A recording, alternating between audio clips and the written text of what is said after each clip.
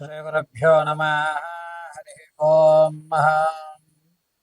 ముక్తా విద్రోమహిమణేలతపులచ్చాయి ముఖే స్థిరక్షణైః యుక్తా విందు నిబద్ధనరత్నముకుటాం తత్వార్థవర్ణాత్మికాం గాయత్రీం వరదా అభయాం కుశకశం శుభ్రం కపాలాం గదాం శంఖం చక్రమధారవిందయుగలం హస్తేర్వహం తీం భజే. యో దేవ సవితాస్మాకం ధియో ధర్మధిగోచరः పరారయత్తస్యద్బర్గా సద్వరేణ్యముపాస్మహే. సర్వం వేదమాత గాయత్రీ కటాక్షఫలసిద్ధ్యర్థం. గురువుగారు ఎప్పుడు చూసినా ఆర్థికమైన విషయాల గురించి లేదా కోర్టు వ్యవస్థల గురించి మాత్రమే మీరు చెప్తున్నారు. విద్యార్థులకి స్కూల్స్ ప్రారంభమయ్యాయి కాబట్టి కాస్త విద్యలో తక్కువగా ఉన్న వారికి, అదేవిధంగా చదివింది మర్చిపోవడము, ఇది వరకు బాగా చదువుతూ డల్ అయిపోవడము ఉన్నట్టుండి తను మొత్తం తన యొక్క విజ్ఞానాన్ని అంతటినీ కూడా చాలా తక్కువ స్థాయిలో విడిచిపెట్టి చెడు స్నేహాలకు లోనయ్యి బాగా చదవడే వ్యక్తి సి గ్రేడు డి గ్రేడ్లోకి మారిపోతూ ఈ యొక్క రాశి ప్రభావాల ఫలితంగా ఏమైనా వీరికి జరుగుతున్నాయా? మేషం నుంచి మేనం వరకు కూడా విద్యార్థులు ఎటువంటి మంత్రాన్ని రోజు పఠించుకోవడం వల్ల విద్యలో మెరుగైనటువంటి స్థితిగతులు కలుగుతాయి. వీరు ఏ దేవతారాధనలు చేయడం వల్ల విద్య అనేటువంటిది అభ్యసిస్తుంది.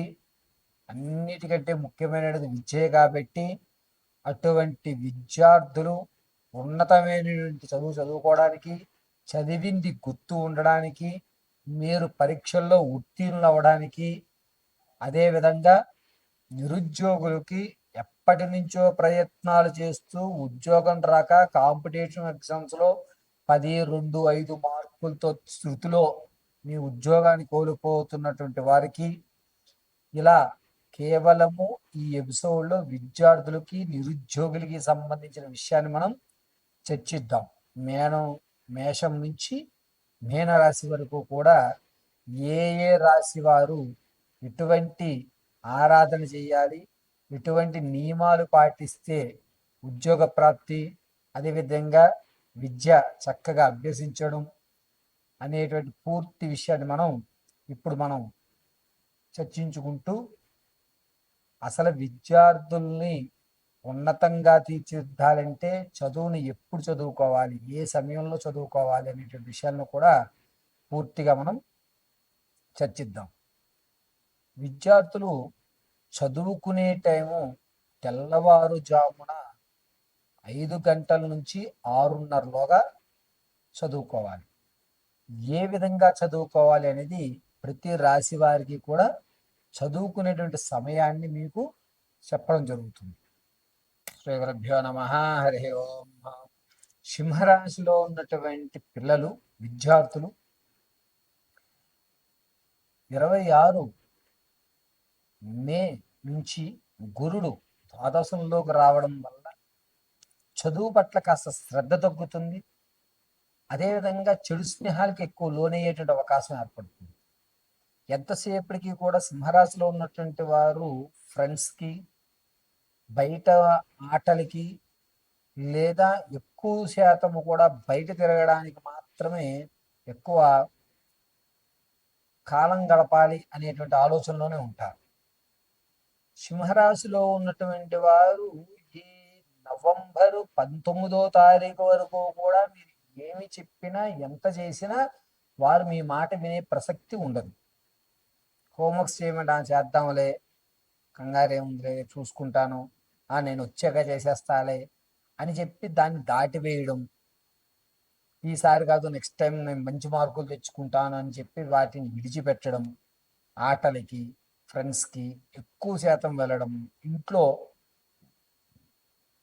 తెలియకుండా అసాంఘికమైన కార్యక్రమాలు చేయడము, నీచమైన స్థితిలోకి సింహరాశి వారు వెళ్తున్నారు విద్యార్థులు.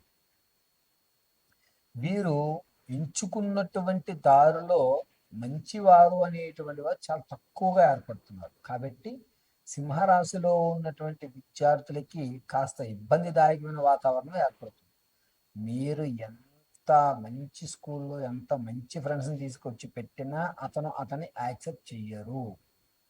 ఇతను ఎంతసేపటికి కూడా కాలాన్ని బయట వెచ్చించడానికి ఫ్రెండ్స్తో బయటికి వెళ్ళాలి, లేదా ఎక్కువ శాతం ఆడుకోవాలి, శరీరం నాకు ఆటల మీద ఉంది, చదువు ఒకటే కాదు ఆడుకుంటే మాత్రం మనం సాధించలేమా అని మన మీద వితండవాదం చేస్తూ ఉంటారు. పైగా మన మీదే వాళ్ళు పిల్లలు అరవడం అనేటువంటి ఎక్కువ అవుతూ ఉంటుంది. కాబట్టి ఈ సింహరాశిలో ఉన్నటువంటి విద్యార్థులకి ప్రతిరోజు కూడా భగవద్గీత పుస్తకం ఉంటుంది కదండి, ఆ భగవద్గీత పుస్తకం పైన ఒక గులాబీ పువ్వు పెట్టించాను స్నానం ఆచరించిన తర్వాత. నవరత్నాలతో ఉన్నటువంటి మాల ఒకటి వెయ్యండి పిల్లలకి.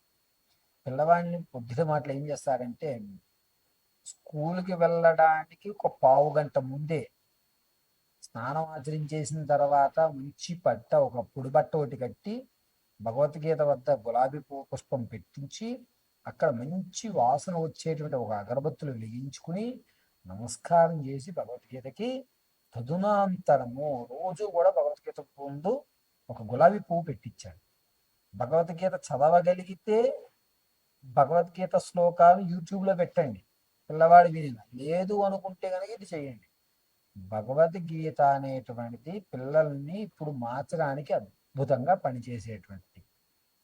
పైగా ఒకవేళ అది కూడా మనం లేదు గురువు గారు మా దగ్గర అనుకుంటే గనక కృష్ణాయ గోవిందాయ గోపీజన వల్లభాయ పరాయ పరమ పురుషాయ పరమాత్మనే అని సుదర్శన మంత్రంలో ఉన్నటువంటి ఈ 2 లైన్లే చెప్పండి. పూర్తిగా చెప్పక్కర్లా. పూర్తిగా అయితే కృష్ణాయ గోవిందాయ గోపీజన వల్లభాయ పరాయ పరమ పురుషాయ పరమాత్మనే పరకర్మ పరమంత్ర పరతంత్ర పరయంత్ర పరప్రయోగ నివృత్య అపమృత్యు నివృత్య ఇలా చెప్పుకోవాల్సి వస్తుంది.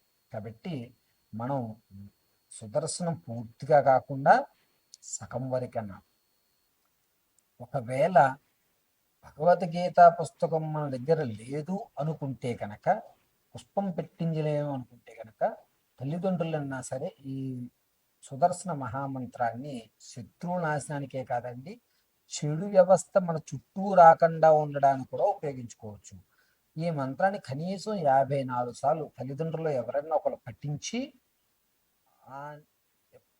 ఒక్కసారి మంత్రం చెప్పిన తర్వాత నీళ్లు స్పూన్తో తీసుకుని చేతులకు పట్టుకుని, ఏమిటి మంత్రము అంటే గనక ఓం శ్రీం హ్రీం క్లీం కృష్ణాయ గోవిందాయ గోపీజన వల్లభాయ పరాయ పరమ పురుషాయ పరమాత్మనే పరకర్మ మంత్ర యంత్ర తంత్ర ఔషధ విష అభిచర అస్త్ర శస్త్ర సంహర సంహర మృత్యోర్మ్రోచయ మ్రోచయ.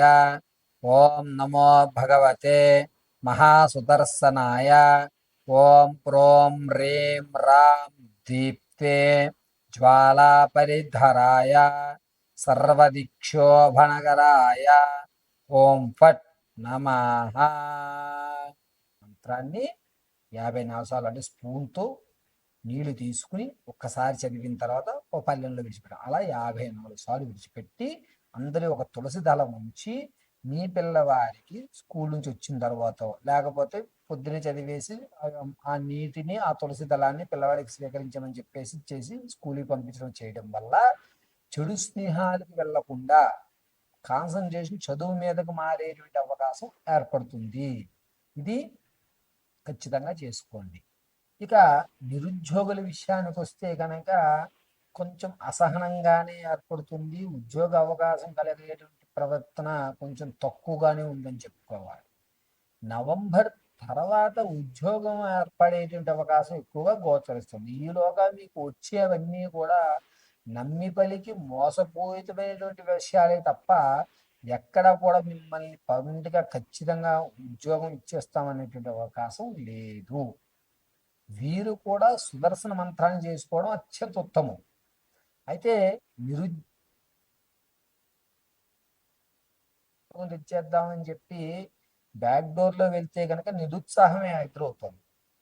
నవంబర్ తర్వాత మీరు సింహద్వారం కానీ ఉద్యోగాలు స్థిరత్వం పొందుతారు. కాబట్టి నవంబర్ వరకు కూడా నిరుద్యోగులు ఓపిక పట్టడం అనేది చాలా మంచి విషయము.